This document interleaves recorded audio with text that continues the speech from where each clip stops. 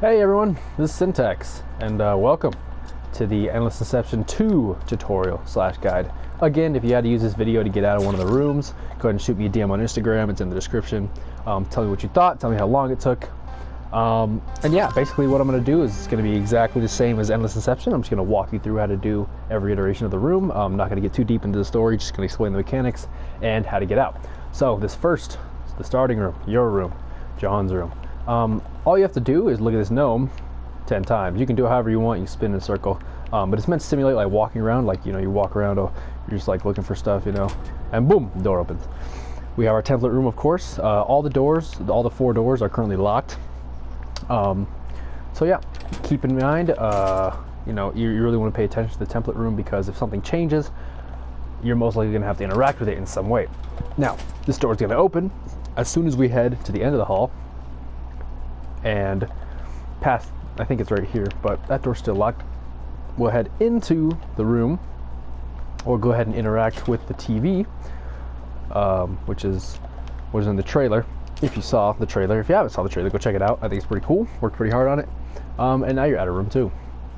Heading into room 3. You're gonna go ahead and walk. I think. Can't remember. Ah, yes. You're gonna look at this gnome. Not once, not twice, but 3 times. Once you've done that, the room back here will have opened, and you're gonna interact with the 2 books that you. Oh wait, no, I lied. That's the next room. Head into the bathroom. Once you've done that, and you've gone past a certain point, you should get this audio cue. It's kind of hard to hear, but you should hear a door opening, and that will mean that you have unlocked the exit to room 3. Room 4. This is a good one. You're gonna go ahead and head into this room now because it's unlocked, and you're gonna hear a door open. That door was the room across from the hall from the first door that opened. Once we head in here, we're going to go ahead and interact with these books. You're going to read whatever pops up. Once again, I'll leave that for you guys to do, because it's all good for you guys. Getting the story, figuring it out for yourself. Once you've done that, you're going to head back into this room, turn the TV off. A lot of you will probably walk away after you do. You have to turn it back on. Oh God. And then you'll get this message. You'll get this. And then once you've done that, you're almost done. You head back into this room, open the door, and you will get jump scared. Music will start playing. Once the music starts playing, that's how you know you've done this properly. Head into here.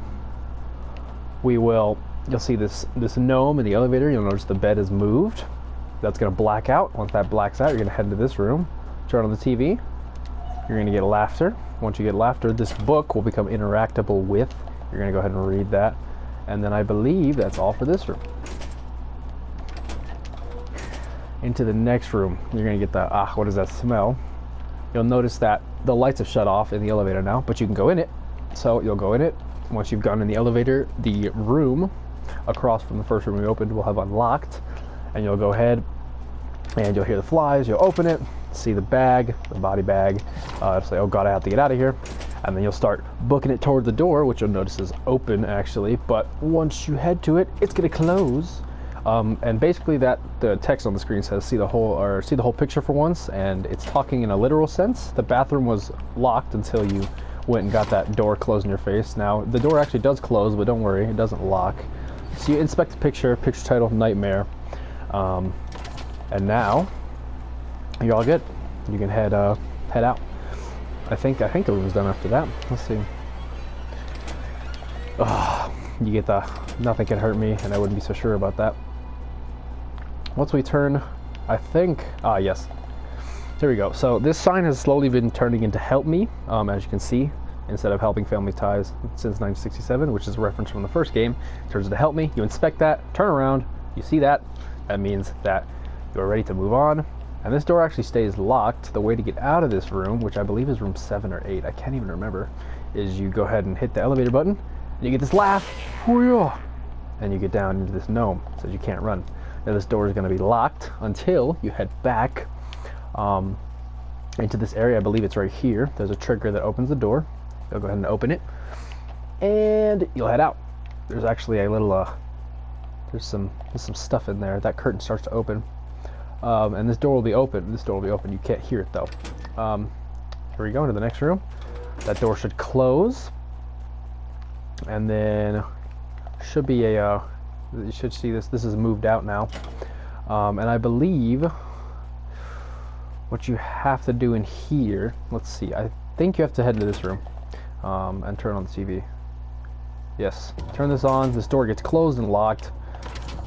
Get on this mirror, start running on it, start jumping on it actually, and in a few seconds the door should open. Once the door opens, you'll head over to here.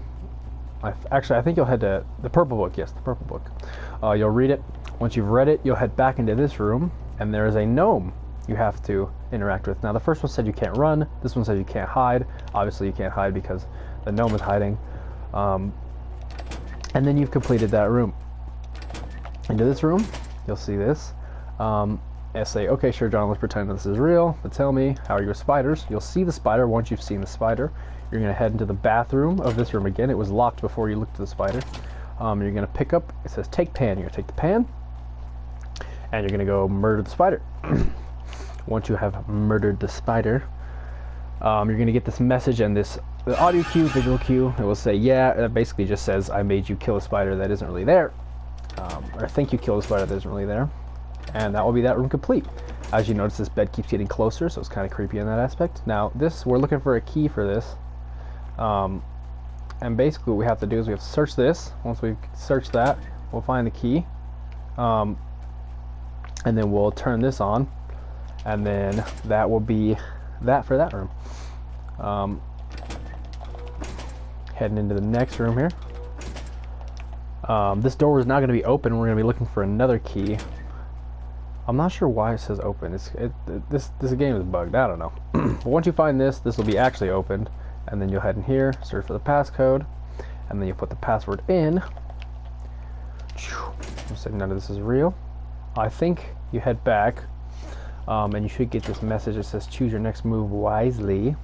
I think yes, and then you'll move on the chessboard, yeah, and it'll say checkmate, and then you'll head into here. It says come closer, John. So you'll run to this and you'll get teleported. Once you're in here, this is I don't know, you guys can read this, but in 30 seconds there's a trigger down here. In 30 seconds you'll get dropped into the fear paradox, and this is probably it's not the hardest part of the map, but it's definitely tedious because there's a lot to look for. So after this, in about 4 seconds, you'll go ahead and get dropped down. That doesn't matter where you're standing. And boom, welcome to the fear paradox. So then you'll get a whole bunch of text in this room. But anyway, we're gonna head down these hall, take a left, and then take the next immediate left for our first quest. We're going to find a TV. Once we've found that TV, we're gonna click it, and we're gonna be playing a game of tag. Right? So we'll turn on this TV. It says tag, you're it.